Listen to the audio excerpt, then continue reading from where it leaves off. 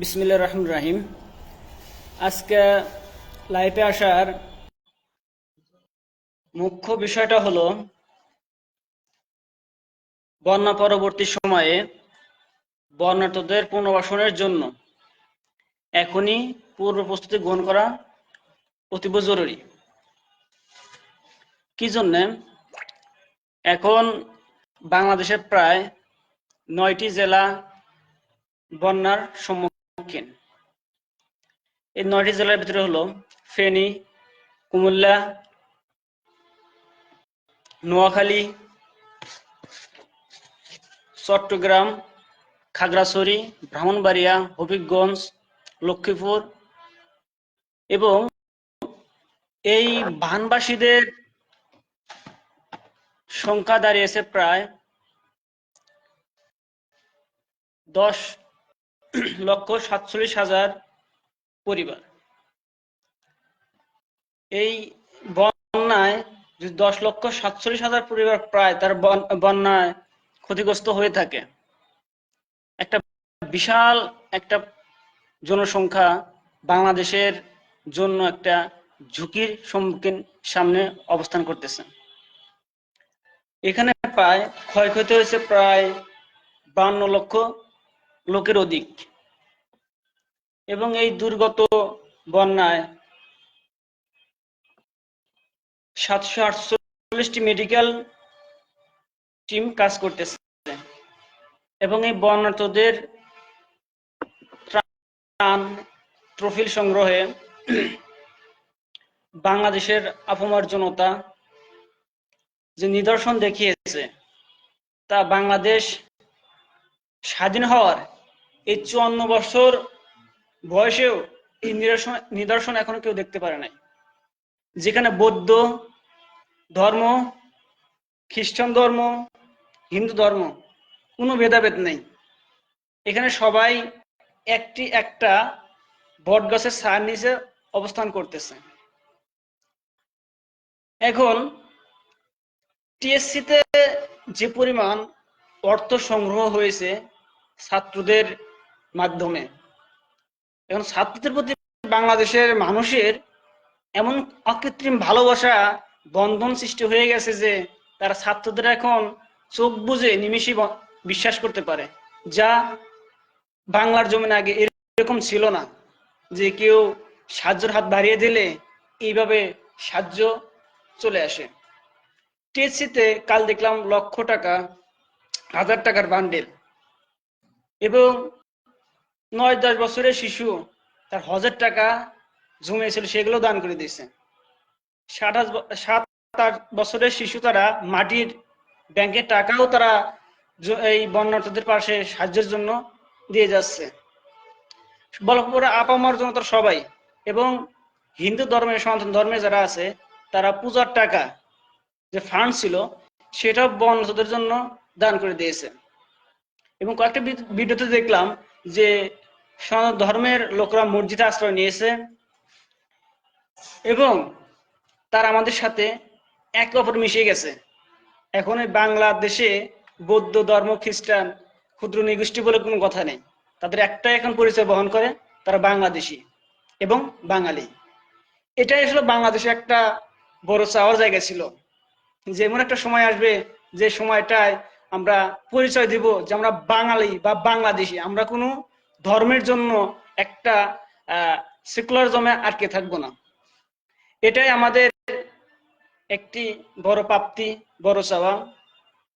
এখানে গত বছর সিলেটের যে বন্যা হয়েছে সে বন্যায় অনেক লোকই ত্রাণ সাহায্য নিয়ে এগিয়ে গেছে। এদের বিশেষ করে নাম উল্লেখ করতে হয় তৌহিদ আফ্রিদি, তাসরিফ খান, ফায়াজ করিম, আরো অনেক যারা ইনফ্লুয়েন্সার ছিল পথেই গিয়েছিল, কিন্তু দেশে একটি ক্রান্তি লগ্নে যে কোনো কারণেই হোক তাদেরকে আমরা এমনভাবে পৌঁছে ফেলছি, তারা এখন ত্রাণের জন্য তাদের পাশে দাঁড়াতেও নিজেদেরকে সংকোচ বোধ করতেছে বা তাদেরকে কেমন কি আচরণ করবে জনগণ তাদের সাথে সেটা নিয়ে একটা দ্বিধা দ্বন্দ্বে আছে। কিন্তু গত কয়েকদিন দেখা যাইতেছে আপনার দ্বিধা দ্বন্দ্ব ঘৃণা বলে তৌহিদ আফ্রিদি দেখলাম ত্রাণ নিয়ে গেছে, তাসরিফ খান গেছে, এবং আজকে দেখলাম মাশরাফি সে ত্রাণের জন্য প্রস্তুতি নিতেছে। এখন আমার কথা হলো, সবাই যেহেতু বন্যার বর্তমান পরিস্থিতির উপর ভিত্তি করে ত্রাণ এবং তাদের অর্থ সংগ্রহ করে বন্যার্ত বানবাসীদের পাশে দাঁড়িয়েছে, সেটা ঠিক আছে। কিন্তু আমাদের সবচেয়ে মুখ্য বিষয় হবে এখন যে ত্রাণগুলো আমরা টাকা সংগ্রহ করতেছি, যে তহবিল বন্যার্তদের জন্য আমরা সংগ্রহ করতেছি, সেটা যেন এখনই এই তহবিল সংগ্রহ শেষ না হয়। এই বন্যার্তদের জন্য আমাদের পূর্ব পরিকল্পিত একটি রূপরেখা তৈরি করতে হবে, যে এখানে 10,47,000 পরিবার ক্ষতিগ্রস্ত হয়ে গেছে এবং প্রায় 52 লক্ষ লোক ক্ষতিগ্রস্ত। কথা হলো, একটা বাংলা প্রবাদ আছে, যদি চোরে চুরি করে নিয়ে যায় অন্তত কিছু না থাকলে বাড়ি ঘরটা থাকে, আর যদি আগুনে পুড়ে যায় একদম বর্ষ করে চলে যায়, কিছুই থাকে না। সেই প্রবাদটাই এখন বাংলার জমিনে ঘুরে ফিরে কয়েক বছর যাবত আসতেছে, যে বন্যা। এখন বাংলাদেশে যে বন্যা, এই বন্যাটা এমন একটা পরিস্থিতি, মানে ভানে বেশি নিয়ে যেতেছে, আর ওই চুরি বা ডাকাতের মতোই কিছু থাকছে না, নিঃস্ব করে দিয়ে যেতেছে একটা পরিবারকে। যদি একটা পরিবারকে নিঃস্ব করে দিয়ে যায়, তাহলে আমি তো শুধু এখন তাকে সান্ত্বনা দিয়ে 2টা খাবার দিয়ে বা টাকা দিয়ে হেল্প করলে হবে না। একটা পরিবার নিঃস্ব, তার জন্য আমাদের কি করতে হবে? তার জন্য পূর্ব প্রস্তুতি, ভবিষ্যতের জন্য তাদের জন্য যেমন আমাদের 5টা মৌলিক চাহিদা আছে, এই চাহিদাগুলো তার জন্য নতুন করে তাদেরকে গড়তে হবে, কারণ তার তো নিঃস্ব হয়ে যাইতেছে, তাদের বিটা বাড়ি ঘর বার সবই পানির নিচে বিলীন হয়ে যাইতেছে। এর ভিতরে প্রথমেই কাজ হবে বাসস্থান, পুনর্বাসন, চিকিৎসার ব্যবস্থা করা, খাদ্যর পর্যাপ্ত প্রস্তুতি নেওয়া, যাতায়াত রাস্তাঘাট মেরামত করা এবং শিক্ষা প্রতিষ্ঠানগুলো পুনর্গঠন। এইসব বিষয়গুলো করতে গেলে আমাদের প্রচুর আর্থিক ফান্ডের প্রয়োজন। এখন যারা এই আর্থিক ফান্ডের দায়িত্বে আছেন বা বন্যার্থীদের পাশে দাঁড়িয়ে আছেন, তাদের কাছে আমার বিনীত অনুরোধ থাকবে, এখন থেকেই একটা পূর্ণ প্রস্তুতি নিয়ে নির্দিষ্ট একটা ফান্ড তৈরি করা, যে ফান্ডগুলো আমাদের বন্যা পরবর্তী সময়ে তাদের পাশে দাঁড়াতে পারি। কারণ বন্যার সময় যেমন একটা হাত কাটলে, ইনস্ট্যান্ট হাত কাটলে বা ভেঙে গেলে সেখানে ব্যথা বোঝা যায় না, কিন্তু ক্রমেই তার ব্যথা বা তার ব্যথার তীব্রতা বৃদ্ধি পেতে থাকে, তখন তার কিন্তু ওষুধ খেয়ে সে নিরাময় করতে হয়। ঠিক তেমনই বন্যা এমন একটা পরিস্থিতি, এখন বোঝা যাইতেছে না যে আসলে আমাদের পরিস্থিতি কেমন, কিন্তু এই পরিস্থিতি যখন আপনার আরো দীর্ঘতর হবে, যখন বন্যা শেষ হয়ে যাবে, তখন কিন্তু আমাদের বিভিন্ন ডায়রিয়া, কলেরা বা বিভিন্ন পানিজনিত রোগ ব্যাধি দেখা দিবে। এর জন্য হলে আমাদের একটি টিম, চিকিৎসা টিম বা চিকিৎসার জন্য একটা পুরো প্রস্তুতি নিয়ে রাখতে হবে, কারণ যেন তাদের এই সমস্যার সম্মুখীন না হতে হয়। এখন আসলেও আমাদের লক্ষ্য এটাই যে এই চিকিৎসাটা আমাদের সবচেয়ে আগে প্রাধান্য দিতে হবে। এই বন্যায় আসলেও মনে হয় যেন মৃত্যু নয়, মৃত্যুর মিছিল হয়ে দাঁড়িয়েছে। এখানে সবচেয়ে ক্ষতিগ্রস্ত হইতেছে শিশু।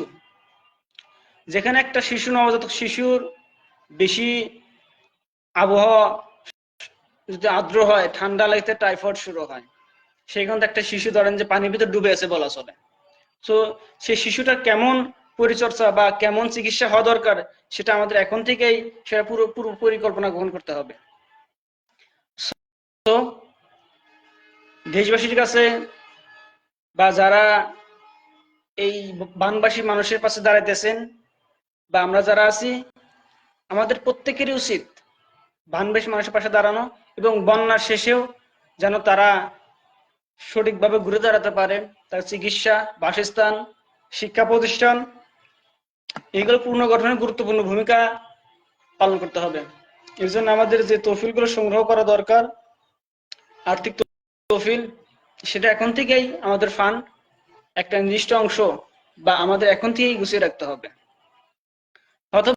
এখন অনেক সরকারি প্রতিষ্ঠান, অনেক কোম্পানি, অনেক এনজিও এবং অনেক সংগঠন এই বানবাসী মানুষের পাশে দাঁড়িয়েছে। তাদের কাছে আমার চাওয়া হবে বা আমাদের সকলের চাওয়া হবে তারা যেন বন্যা শেষে তাদের খোঁজ খবর রাখে, তাদের এই মৌলিক চাহিদাগুলো যেন পূর্ণ হয়, বিশেষ করে বাসস্থান, চিকিৎসা এবং যাতায়াত ব্যবস্থা এবং শিক্ষা প্রতিষ্ঠান, এগুলোকে গুরুত্ব সহকারে আমাদের ব্যবস্থা নিতে হবে। এই ব্যবস্থাগুলো না নিলে হবে কি, যেমন একটা দেশ স্বাধীন করার চেয়ে স্বাধীনতা রক্ষা করা কঠিন, ঠিক তেমনি বানবাসী মানুষের পাশে দাঁড়ানোর চেয়ে বানবাসী মানুষের পাশে থাকাটাই শেষ পর্যন্ত চ্যালেঞ্জের একটা বিষয়। যেহেতু বাংলাদেশে এযাবৎকাল এর থেকে বড় কোনো বন্যার পরিস্থিতি হয় নাই, সো এর জন্য আসলে আমরা এতটা কল্পনা করতে পারবো না যে কতটা ক্ষয়ক্ষতি হয়ে গেছে বা হবে। এর জন্য আমাদের এই পুরো প্রস্তুতি নিয়ে রাখতে হবে, যাতে আমরা তাদের দুঃখ কষ্ট ভুলে তাদের পাশে থাকতে পারি। তো সবাই ভালো থাকবেন, সুস্থ থাকবেন, এবং যারা বানবাসী মানুষের পাশে আছেন তাদেরকে অসংখ্য ধন্যবাদ, স্যালুট, যে তারা আসলেও প্রকৃত মানুষত্বের পরিচয় দিয়েছেন।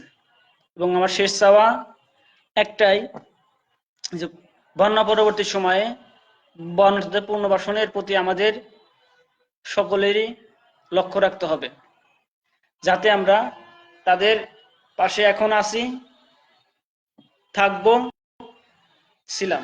সো একটা থাকবে, আছি, ছিলাম, থাকবো বন্যার্থ বানবাসীদের পাশে।